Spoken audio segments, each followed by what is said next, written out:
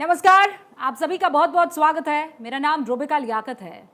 आप जानते हैं कि इस वक्त देश में राजनीतिक तौर पर और सामाजिक तौर पर जाति को लेकर युद्ध छिड़ा हुआ है। और कौन सा युद्ध है?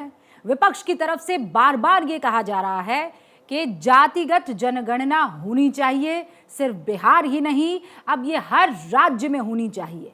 लेकिन इसके ठीक इतर स्वामी दीपांकर, महाकालेश्वर आश्रम के संचालक, जिनके गुरु थे बाबा स्वामी ब्रह्मानंद सरस्वती,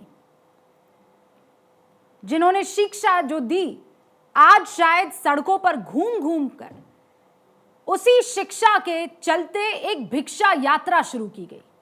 और इस यात्रा में वो कह रहे हैं कि कहो हिंदू एक है, जातियों में मत बंटो। तो एक तरफ राजनीति जो कह रही है कि भाई कौन कितनी जाति से ताल्लुक रखने वाला है इस हिंदुस्तान में, हमें पता चले। दूसरी तरफ स्वामी दीपांकर जो कह रहे हैं कि जाति में मत बांटो। खेल क्या है समझना होगा। और आज क्यों स्वामी दीपांकर हमारे साथ मौजूद हैं ये भी मैं आपको बताती चलूं।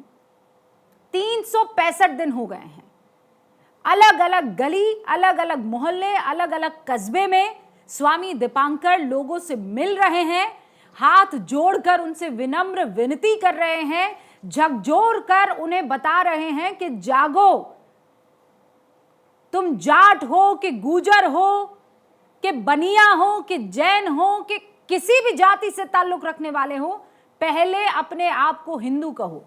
अब ये यात्रा कितनी सफल हुई है वो खुद स्वामी दीपांकर हमें यहाँ पर बताने वाले हैं। और ये भी बताती चलूं कि स्वामी दीपांकर देवबंद से ताल्लुक रखते हैं, वो देवबंद जो हिंदुस्तान के इस्लाम का मरकज है, वहीं पर इनका आश्रम है। और कह रहे हैं कि अब वो देवबंद भिक्षा यात्रा के नाम से भी जाना जाता है। एक तरफ बिहार सरकार समेत विपक्ष की कई पार्टियां देश में जातिगत जनगणना की मांग को तेजी से उठा रही हैं, तो दूसरी तरफ एक युवा सन्यासी हिंदुओं को एकजुट करने और सनातन को जातिवाद से मुक्त कराने के लिए भिक्षा यात्रा पर निकला हुआ है।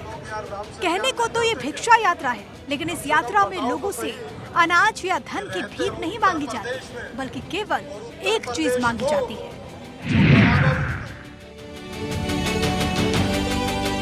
दोनों हाथ उठाकर कहिए जय श्री राम। सनातन के मुद्दे पर मुखरता से बात रखने वाले स्वामी दीपांकर का मकसद इस यात्रा के जरिए हिंदुओं को एक सूत्र में बांधना और युवाओं को नशे से मुक्त रहने का संदेश देना है। यह भिक्षा यात्रा 23 नवंबर 2022 को यूपी में देवबंद के देवीकुंड से शुरू हुई थी। इस यात्रा के दौरान एक साल में स्वामी दीपांकर करीब 50 लाख लोगों को पहले राष्ट्र नो कास्ट का संकल्प दिला चुके हैं। बीते 23 नवंबर को इस यात्रा का पहला चरण पूरा हुआ, लेकिन जल्द ही इस यात्रा का दूसरा चरण भी शुरू होगा।